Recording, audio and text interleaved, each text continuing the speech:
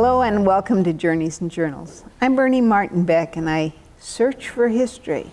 And you probably looked at this and said, what's the story? Because windows and window glass, and especially 8/8, whether it's this way or whether it's sideways like this, has a story to tell. My guests today are here to tell you, where did this come from? You are? I'm Joan Momsen. Joan, and this is your window. Yes, I went out into the storage shed and dug it out this morning. That's why it's kind of grimy. I didn't take the time to wash it. I kind of brushed it off. It's one of how many windows just like this do you have? Well, in our house we still have six of them, and in the barn there's some stored, and in the chicken house there's one, and in the garage there's several. I mean, there's a bunch of windows right here. That's the front of the house. That's in our kitchen area, and there's 3 of them. What's it so famous that you'd go to all the trouble to write an article? 8/8. Well, they came from Camp White, which is where White City is now, and many houses in Southern Oregon were built when the camp was decommissioned, and our house was one of them. So I've been, not personally, Mom and Dad saved it first, but I've been saving it. There's 2 interesting stories behind that particular window. On the other side it's yellow, and it was the when we put slider windows in our house for a heat situation to keep, because they're not very cost effective, we gave the windows to the neighbor who built a sun porch on their back patio, and it was there for 20 years, and then when they sold the house, the new neighbors tore it down, and I went back over to them and I said, told them the story, and they said, oh, you can have them back. And they were double hung windows, but when they tore them down, they didn't understand the casings. They were just a young couple tearing it down. And old windows. They broke the casings apart, and also instead of double hung windows, I have several of those, which I have stored. Well, there's the hinge over there, or that lets them slide up and down. Now, your friends here with you, new folk, but you have something in common, right? Yes, we deal with something from Camp White every day. Yep. We pastor a church that came from there. Okay, and tell us a little more about your church that came from Camp White. It must have looked something like this. You brought this picture. From Camp White. We heard that the church came from Camp White, so we took a journey over there one day and to the museum there in White City, and we asked the personnel that worked there if they had any kind of pictures, and he showed me a book that had those pictures in it, and so I got photocopies from him. Now, there. You are husband and wife pastoring the Church of God. in Grants Pass. And your church, you know for sure, because Mark Axtell told me that he went over with 2 trucks, he and another driver, and brought your beams. And your church is almost authentic to the... What about the walls? Well, from the floor up, there's knotty pine boards about 4 feet tall, and then from the knotty pine it cuts off, and then the rest of the wall is this Furtex there, and we've left that original. The floor is still hardwood floors underneath the carpet, but we had to put down carpet because those the hardwood floors are so noisy to walk on, so we carpeted. And what about your pews? Well, those are not the original pews. Someone made them for us, though. Oh, I just figured that's the way it was when, because they're... Now, Pastor, what can you tell me about, has anybody ever told you about your church? People who were there 40 years ago, or... well, every once in a while we'll have a drop-in guest that will remember some little tidbit that they'll tell us about how that they was there. One man showed up, he's a preacher, and he came in and said that his family had preached there, and he was a child at the time, and he remembered playing around that piece that was laying out in the yard. The old steeple. The old thing. steeple. Yeah, I'd forgot about that. Yeah. We were talking about the steeple, about how in 1946 or 47, that was a big piece of wood, and they probably said, well, someday we'll get it on top of the church, but it would be probably cost prohibitive for them to do that. Right. You know, what would they have to even lift it at that time? Big cranes. Big commercial crane, which you know, a church probably was not financially able to do at that time. Right. And so it just sat there as a choice for the kids. Yeah, Right. and deteriorated. They was planning on putting a bell in that tower and have a bell rope. So, but it never did work out.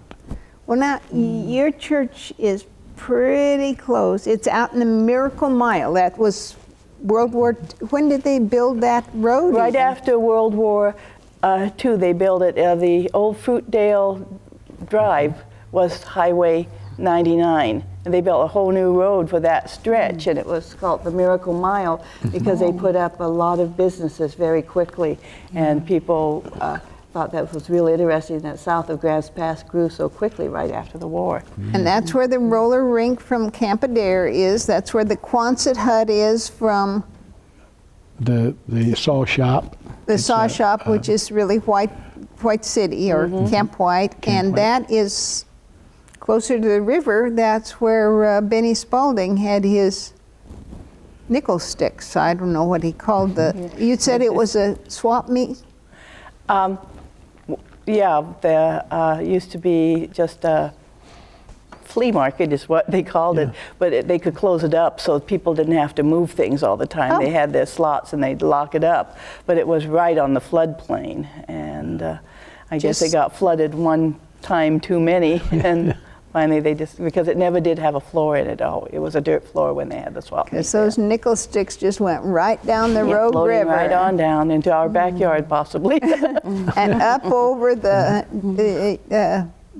into the Hell's Gate Canyon. Yes. That's an interesting thing. We just read that it used to be Hell's Gate, two words. And then it became Hell Gate. One word. And somebody told me it saved ink by putting Probably the same reason I took the apostrophe out of Grants Pass. Oh, there was an apostrophe? In a lot of the old literature we have at the Historical Society, there's an apostrophe there, so it was, you know, and it was named after General Grant and the pass over Merlin Hill, supposedly, so it was named his pass, so it would have been a possessive Grant's Pass. Oh. But then they took it away. Now, folks, doesn't that sound like the English teacher just corrected us here? Speaking of history teachers, what was your career?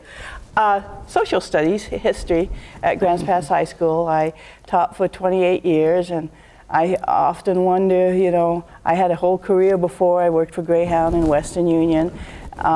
And then I went back to school and got my teaching credential and started teaching at 38 and had no clue that at 38 I was going to be teaching until I was 66, because most teachers get out of school when they're 21, 22 and they teach for 30 years, and so many of them retire. They're not going to be able to do that now since they've revised PERS. You know, they'll teach until they're probably at least 60. And there's, you know, nothing wrong with teaching when you're older. Once you got done with teaching, you just went to work. Yes, well, I've been president of the Josephine County Historical Society 3 times, and it's a nice place to be, and there's a lot of things to be done, and we only had one hired employee for years, and now we've got another one. And then I've just been there every day since I retired last spring. Every day they've been open, I've been there, whether I was healthy or not. Now, it makes sense why I bring these two people, these two stories together in 3 people. This is a unique thing. You're telling me that your church is almost the way it was. Almost. Almost. Came right off from military issue to on your property. Right. And you've been there how many years now? 17. 17. We've been there since 1991 we came. Now, in we October. just recently, last year or the year before, we had to remodel the kitchen. Yeah. And I don't think we showed that to you. The first time you came, we did, but now the second time you came, I don't think we showed you. But the original kitchen, it had the old... Drain boards? No, the floor is what I'm thinking of.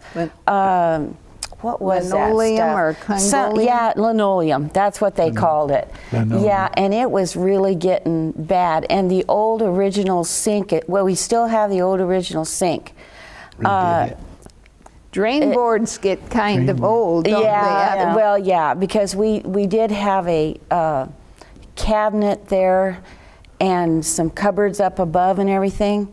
Well, an old building like that, it's kind of embarrassing to tell this, but mice would get in there. Of course, mice get anywhere. Can even get in a brand new home. Yeah. Well, anyway, we had some mice that got in there, and they chewed through that Furtex stuff. It makes And nice nests. the old cabinets that was in there, they came up through the floor, and they chewed into the wall, and that one old cabinet, drain board kind of thing that was there in the corner, I kept trying to find them, and I couldn't find where they were. You couldn't see them because there was a kick plate thing down there, and I would just clean and put all this kind of stuff, but I could not find them. And we plugged up the hole where they were coming in with some metal. Well, when we decided that we better do something with the floor because it was getting really bad, we tore out those old cabinets, and that's where the little critters had their nest.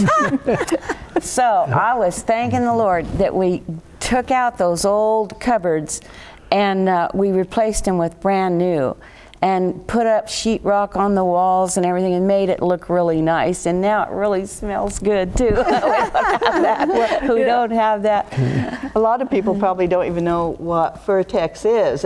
I'm not sure how it's made, but it's kind of flaky and it's pressed together, and it's got usually a white cover on the outside, and if you hit it with something, if you're moving furniture, you get this indentation and you see this brown underneath, and when it flakes off, wonderful nesting material. The mice probably just really loved it. And then you probably had places between the rafters just packed with that they stuff. was. Yeah. They was, all from upstairs. Oh, yeah. Oh, you've brought this, right? She brought this, yes. Yeah.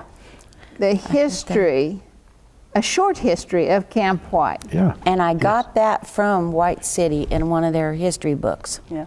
In their book. A lot of people don't even know that there's a marvelous military museum. It's not only White City, but it's the entire history of the American military, and they've got uniforms from all different wars and all, and it's in the domiciliary. What's the price? Free. Free. Free. And it's open There Mondays you- through Fridays, not open on the weekend, and I don't think they open on holidays. But it's just like stepping back into the 1940s when you go into some of the places in the domiciliary. Like we were talking about how we have ramps now to get into houses, but you don't have ramps to go from one level to the next.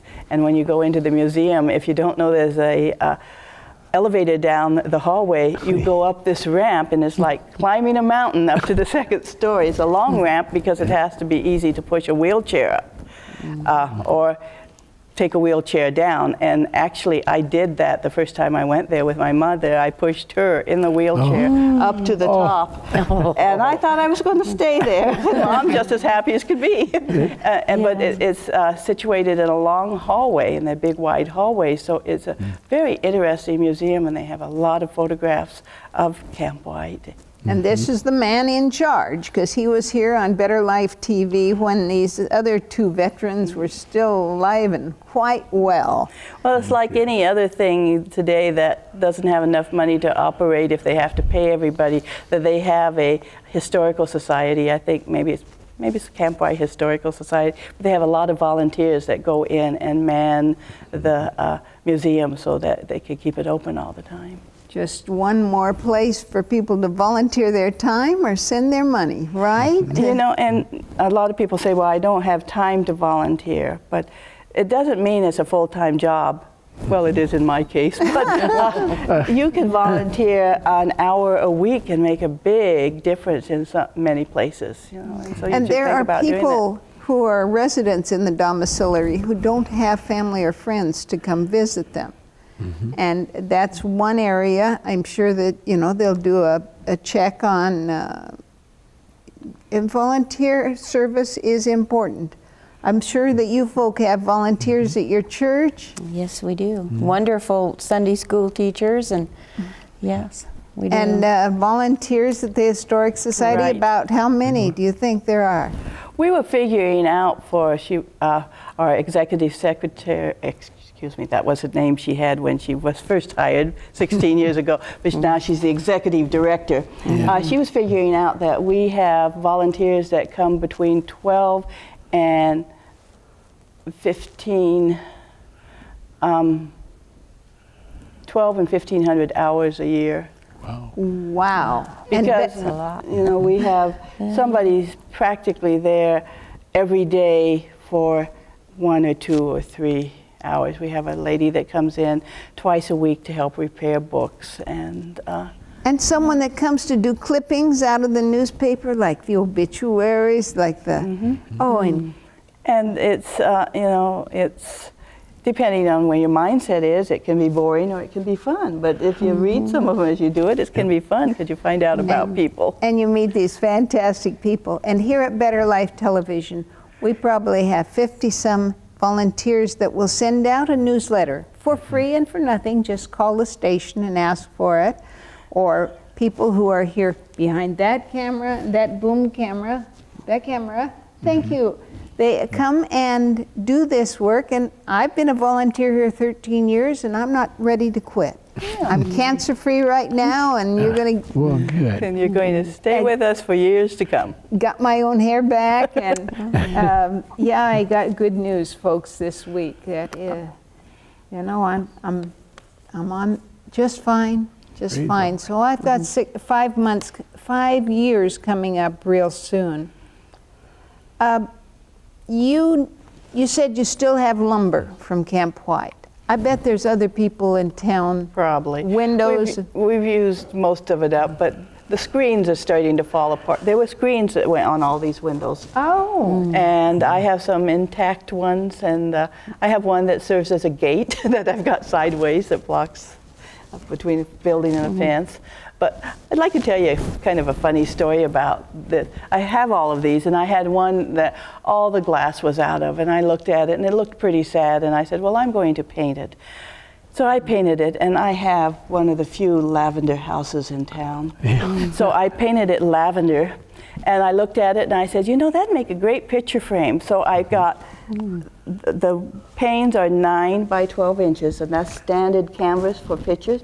So I bought 8 of them, and I painted 8 different views of tomcats. And then I mounted it in that, and I entered it in an art show, and I called it Peeping Toms, because they're looking through the window. That's great. Well, Yeah. I didn't meet the lady that bought it, and the money that they're sold for, it was the Southern Oregon Art Show, used to go to AAUW for scholarships. So a percentage of the money went to them, and some of it went to me. The lady that sold it says, you gotta hear this story. A lady had a friend who wanted all the windows closed at night because when he was little, somebody had looked in and really scared him, so he was afraid of peeping toms, the human type. And she said, oh, those cats are so cute. I'm going to buy that, and I'm going to put it up in the living room, and then maybe that'll get him to think that he's an adult now. Maybe he's got to get over this phobia, because it is. So when I mounted it and all, I covered it all in the back with brown paper, and I wrote the history. Oh, that's wonderful. Camp White on it. So I don't know where it is now, but somewhere there's 8 peeping toms looking down on somebody. And they're encased in a frame from Camp White. Great. That's interesting. Oh, Have you had weddings in your church? I mean, do people recognize that this is, that you are a historic building? Oh, yes. Yeah. And he made the comment before about the women of the church, you know, we want to keep that ambiance, you know, that historical look to it. You know, that's why we didn't want them to lower the ceiling, although, you know, in the wintertime, the utility rates, you know, can really get pretty steep there. But to us, it's worth it to keep the authenticity to it, you know. Well, the Valley View Church in Medford, out on almost to Jacksonville, had your same church, exactly Camp White issue. Where was that old picture of it? And it was too small, so they added on one side, and then they added on another side, and then they added on, changed, and you couldn't tell if it's a genuine, authentic Camp White church or if it's just a new building. Well, at least they kept it. You know, they could have just knocked the whole thing down. And What do you know about the Armory? You mentioned that before. The Armory in Grants Pass was a Camp White building? I think it was. It was a Quonset hut, the galvanized metal in the big arch. And there were several of those around town, the Boys and Girls Club. Well, way back when it was simply called the Boys Club. Of course. It didn't have a place for girls yet. But it was not built for Boys Club. No, it there was were built there for were two little. They weren't the big galvanized Quonset huts, but there were two of them, and they were not side by side, but they touched each other. L-shape. Yeah. I believe that was called the Armory, but if anybody wants to correct me, you're very welcome. No, it was the old Armory. And back to the church. What have you, a program on 4th of July or a military honor veterans or? We don't. We haven't. We've been so small that we've just been contained. Half church, but we have several. About doing that. No, we have, but we've had Memorial. several. We've had several veterans that attends there. Okay. You know, out of there, Memorial so Day is coming. You might That's right. Could be considered to do this. Yeah, and I'll tell you, I'll let you use my 48-star flag and my 49-star flag and my 50-star flag. Okay. We've got this beautiful 48 right Oh, here, pretty. and I just recently purchased a 49. Really? One of my guests had said they thought they were the only ones because they'd handmade a 49. They were in Alaska, and they said, we got to have our own flag. And how long was before Hawaii came in? 6 short months or just a few months afterwards, yes. So that 49 flag didn't last very long, but we're so lucky to live in America, aren't we? With Yes, our we are. freedom of religion, freedom to go to church or freedom not to go to church. That's right. And that is a freedom guaranteed under our Constitution. Freedom to go to any church. Yeah, and you know, people read the Constitution, but frequently they read the parts that refer to them, and they don't often think, you know, maybe they ought to read the whole document and see what a wonderful place we do live in. What a marvelous thing the Constitution was, written so long ago and is still effective if you use it right. Would you like to, all 4 of us, wave the red, white, and blue right here? It sounds like There you go. there's Sure, why nothing not? like this country. And Southern Oregon and Northern California are just, well, I've often said the hollow of God's hand. You know, these mountains surrounding us, I feel That's really privileged to live here. What brought you here? The stork? And your mother and father, what brought them here? Mom came as a Greyhound agent in 1933. Wow. Wow. She lived until she was 98, so although she was not a native Southern Oregonian, she lived here for 73 years of her life. Great. Wow, that's Greyhound wonderful. agent. And Dad was a bus driver. So as he drove through the bus this way and this way, they caught each other's eye, and eventually they were That's married. great. How neat. Yeah. How neat. And your Aunt Ina? Well, Mom was one of 10 siblings, and she left home about the first of all the ones that were about her age. Her older sister had married, and her older brother was killed in an automobile accident. But she came to Oregon, and then she brought out her sister Clara and Ina and Gertrude, and then her sister Nellie came, and her twin sister Eula came, and so there were 6 sisters at one time all living in one house. And so she brought basically, and then Grandma and Grandpa came out when I was born, and so they could babysit me. And go back to work. And the 2 sisters were at Greyhound. Yes. And my dad used to ship parts overnight by the The Greyhound. dog. Yeah, Not the Greyhound, but the dog. the dog. The dog. Now, did you folks ever ride the Greyhound? Yes, we did. We have It's been years. been long. Yeah. 1960, I think, is the last time we were on the Well, Greyhound bus. That used to be about the only transportation. That was. And when I worked, Trailways came along. when I worked at Greyhound, you could get on an express bus in Grants Pass and be to Portland quicker than if you flew, because you'd have to go to Medford, wait, check in, get on the plane, fly to Portland, Yeah. get off at the airport, get downtown, and you'd go from downtown to downtown, just just about a half an hour quicker by bus than by plane. Wow. We've traveled far on Greyhound, and from Camp White to wartime.